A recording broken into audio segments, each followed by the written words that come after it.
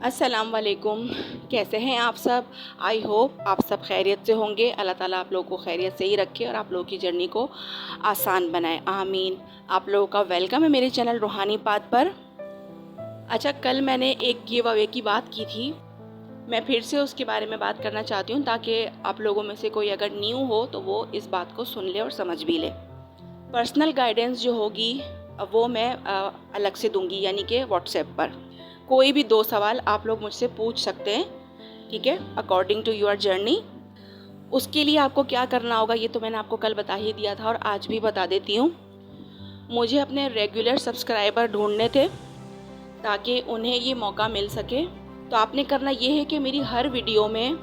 Comment लाजमी करना है अपने नाम के साथ, और उसके अलावा वीडियो में जो भी मैंने बातें समझाई हैं उसके मुतालिक आप लोगों ने कोई ना कोई बात मुझसे वीडियो में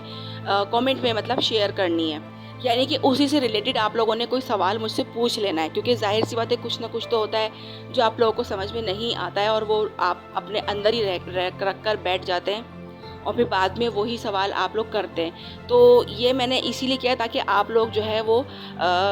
फिर आप लोग पे लाजिम हो जाएगा कि आप लोगों ने ये करना है। क्योंकि इस तरह बहुत सारे लोग ऐसे भी होते हैं कि वो ये सोचते हैं कि चलो ठीक है, कमेंट में सिर्फ नाम ही तो लिखना है, तो हर वीडियो में जाके कमेंट में नाम लिख देते हैं, फिर चाहे वीडियो उन्होंने देखी हो या नहीं देखी हो, गाइडेंस उन्होंने ली हो या नहीं ली हो। तो क्या होता है कि इसको हम कर्मा में डाल देते हैं, वो ये कि मतलब आप लोगों ने एक बेईमानी करी, यानी कि बेईमानी के रास्ते से आप लोगों ने अपने लिए गाइडेंस हासिल करने की कोशिश की है कि जो है ना वीडियो नहीं देखी और कुछ समझा नहीं और आपने जो है सिर्फ नाम लिख दिया ये सोच कर के ठीक है हमें पर्सनल गाइडेंस मिल जाएगी फ्री में। तो वो बात तो ठीक है, मिल जाएगी, ठीक है, लेकिन क्या है कि यहाँ पे आपका कर्मा क्रिएट हो जाएगा, आप लोग का एक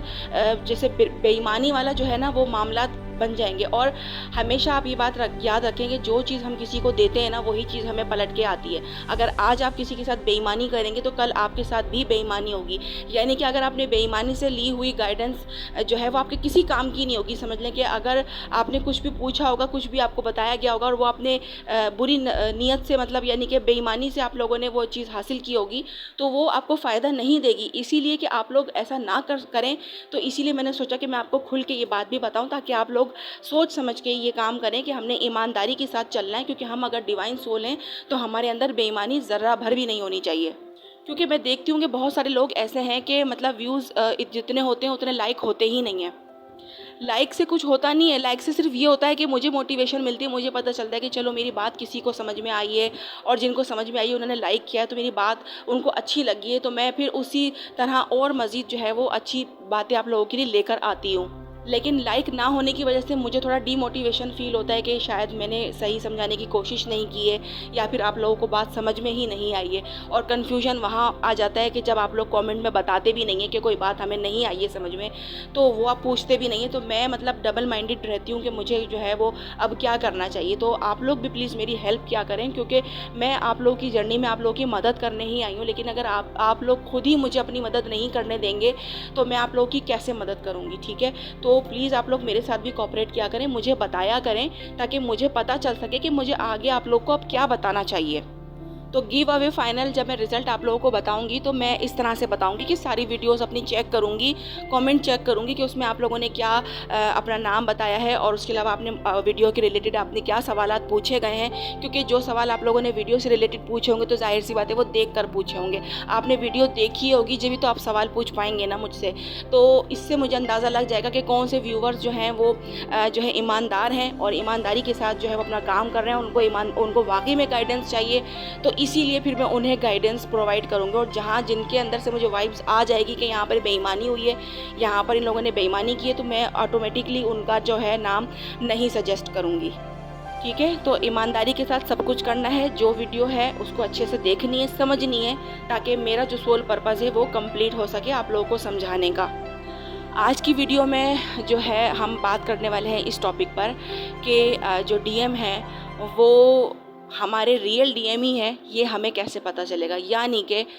जो जिसके साथ हम हैं और हम ट्विन फ्लेम जर्नी को जो है फ़ील कर पा रहे हैं, लेकिन वो ही हमारे डीएम है, हम अपने रियल डीएम के साथ ही हैं, ये हमें कंफर्म करना है। ठीक है, तो आज मैं कुछ पॉइंट्स बताऊंगी, वो आप लोगों ने अपने साथ मैच करने हैं, अपने अंदर ढूंढने हैं उनको। अगर उन सारे पॉइंट्स, उन सारे सवालों के जवाब आपके अंदर मौजूद हैं तो आप समझ जाइएगा बग़ैर किसी डाउट के कि आप ट्विन जर्नी में ही हैं और आपका जो पार्टनर है वो ही आपका जो है डीएम है रियल। ठीक है, और अगर एक भी पॉइंट मैच नहीं होता है तो फिर वहाँ पे गड़बड़ होती है, फिर वहाँ पर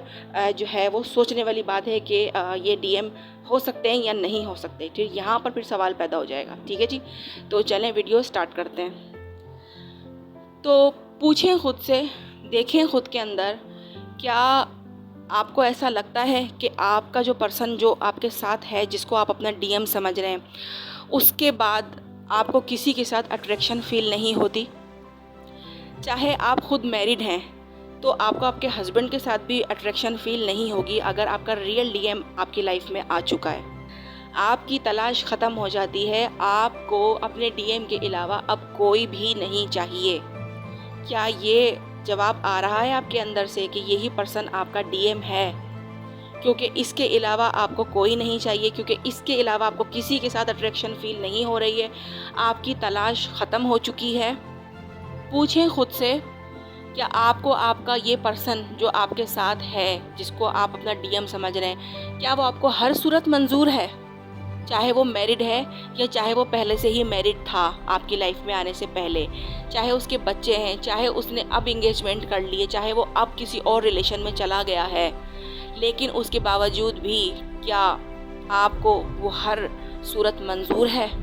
या आपके अंदर ये चीज़ आ गई है कि नहीं, उसने मुझे छोड़ के किसी और को अपना लिया है, नहीं उसने मुझे छोड़ा है, नहीं मुझे अब वो नहीं चाहिए, नहीं मैं अब उसको अपनी लाइफ में नहीं चाहती, या मैं उसको अपनी लाइफ में अब आने नहीं दूंगी?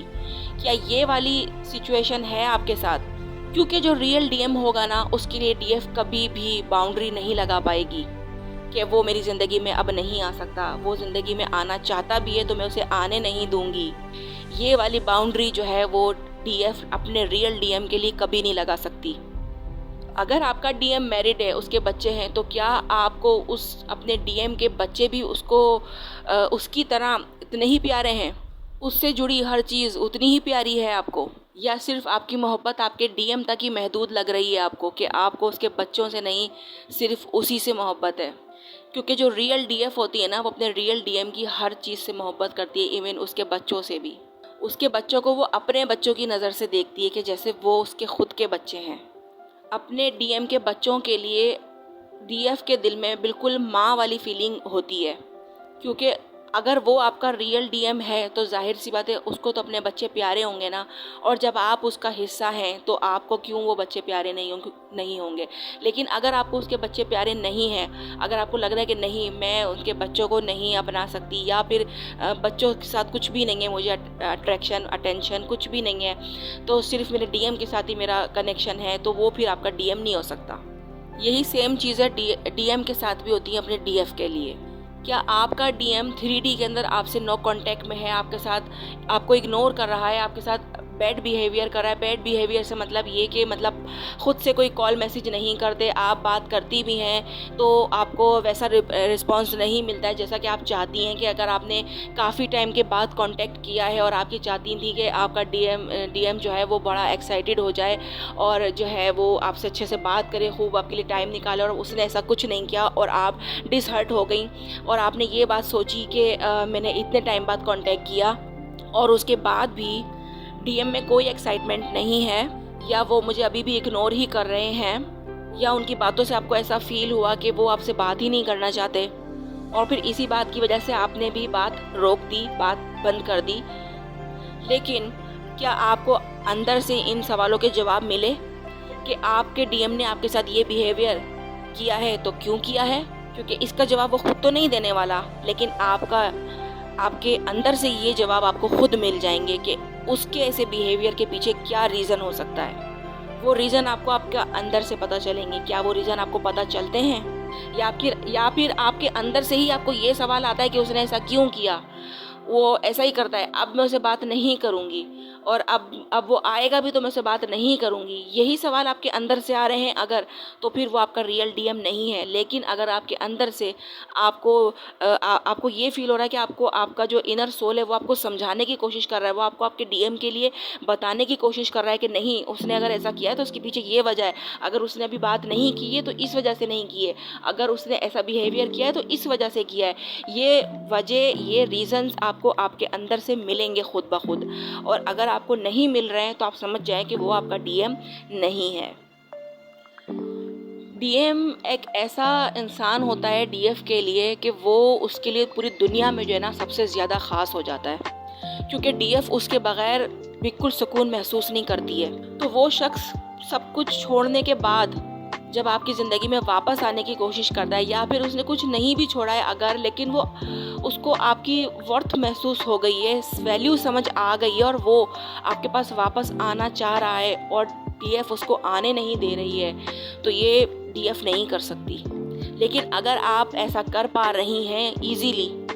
एक तो ये होता है कि डीएफ नाराज़गी में ऐसा कर रही होती हैं, अंदर से उनकी सोल खींच रही होती है अपने डीएम की तरफ, लेकिन वो नाराज़गी की वजह से, कुछ ईगो इशू की वजह से जो है वो अपने आप को रोक रही होती है, वो चीज़ अलग हो जाती है। लेकिन अगर आपकी अंदर से ये आ रहा कि नहीं भाई, अब ये भले तड़पता रहे मेरे लिए, अब ये भले जो है वो सैड स्टेटस लगाए मेरे लिए, सैड सॉन्ग लगाए मेरे लिए, कुछ भी लगाए, लेकिन मैं अब इससे कोई बात नहीं करूँगी, अब मैं इसके साथ कोई रिलेशन आगे नहीं बनाऊँगी, ये मुझे गया छोड़ के तो कैसे गया, ये वाली चीज़ें जब आती है ना, तो यहाँ पर आप उसकी डीएफ नहीं है और ना ही वो आपका डीएम है। क्योंकि अगर वो आपका डीएम है और आप उसके डीएफ हैं तो आप उसको हर सूरत अपनी ज़िंदगी में आने से नहीं रोक सकती, आपसे खुद ही रोका नहीं जाएगा, आपकी सोल आपको झंझोड़ के रख देगी, आपसे रहा ही नहीं जाएगा।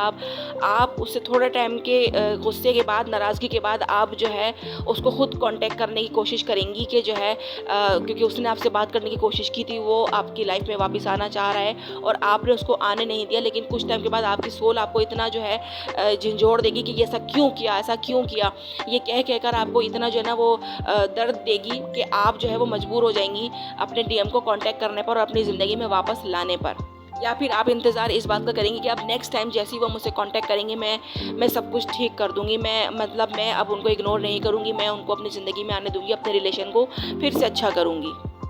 अब तक के अगर साइन मैच हो रहे हो तो इसी बात पे लाइक का बटन प्रेस कर दें। एनर्जी एक्सचेंज बहुत ज़रूरी होती है, वरना गाइडेंस भी किसी काम की नहीं रहती। आप उसको अप्लाई भी करेंगे तो भी वो आपके काम नहीं आएगी। जब आप अपने रियल डीएम के साथ होते हैं ना, तो आपको अंदरूनी तौर पे पहली बात है कि सब कुछ खुद ही पता चल जाता है उनके बिहेवियर के बारे में। अगर वो बात नहीं कर रहे हैं या बात कर रहे हैं और इग्नोर कर रहे हैं और आपसे बात खुल के नहीं कर रहे हैं, तो उसके पीछे की सारे रीज़न्स आपको अंदर से खुद ही पता चल जाते हैं। और आप यानी कि ऐसे डीएम के ऐसे बिहेवियर होने के बाद भी आप उसको छोड़ नहीं पाती हैं और आप छोड़ ही नहीं सकती हैं, आप उससे मूव ऑन हो ही नहीं सकती हैं।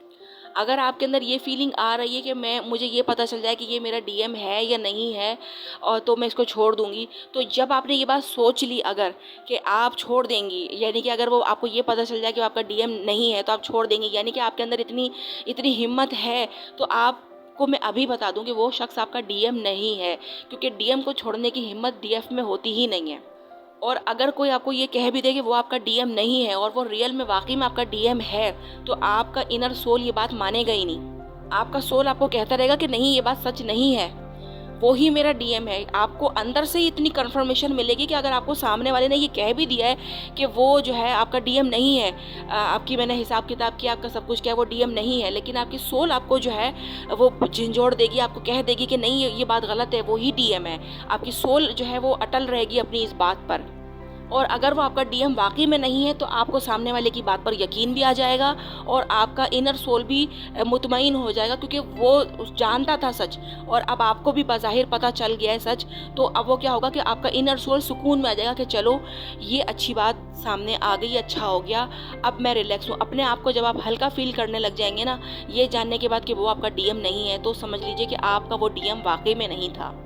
लेकिन अगर वो आपका रियल डीएम है और किसी ने आपसे ये कह दिया है कि नहीं, वो आपका डीएम नहीं है, तो आपकी सोल को सुकून नहीं मिलेगा, वो जो है बेचैन हो जाएगी कि ये क्या कह दिया है, ये सच नहीं है। तो इसीलिए मैंने आपसे ये बात कही थी कि आपके रियल डीएम की जो कंफर्मेशन होती है वो आपको कोई बाहर वाला नहीं दे सकता, वो आपका इनर सोल ही आपको देता है। बाहर वाला अगर आपको कहेगा भी ना कि वो आपका डीएम नहीं है, तो आपका अगर वो रियल डीएम है तो आपका सोल ही आपको कहता रहेगा बार बार, और आपको यकीन नहीं आएगा उसकी बात पर कि ये शख्स जो कह रहा है कि वो डीएम नहीं है तो ये बात सच हो सकती है। आपका सोल यही कहेगा कि नहीं, ये सच नहीं है। तो देखिए अब तक के ये जो पॉइंट्स हैं, ये जो सारे जो मैंने सिम्टम्स, ये जो साइन मैंने आपको बताए हैं, ये सारी फीलिंग्स जो मैंने आपको बताई हैं, क्या ये सारी की सारी आपके अंदर मौजूद हैं?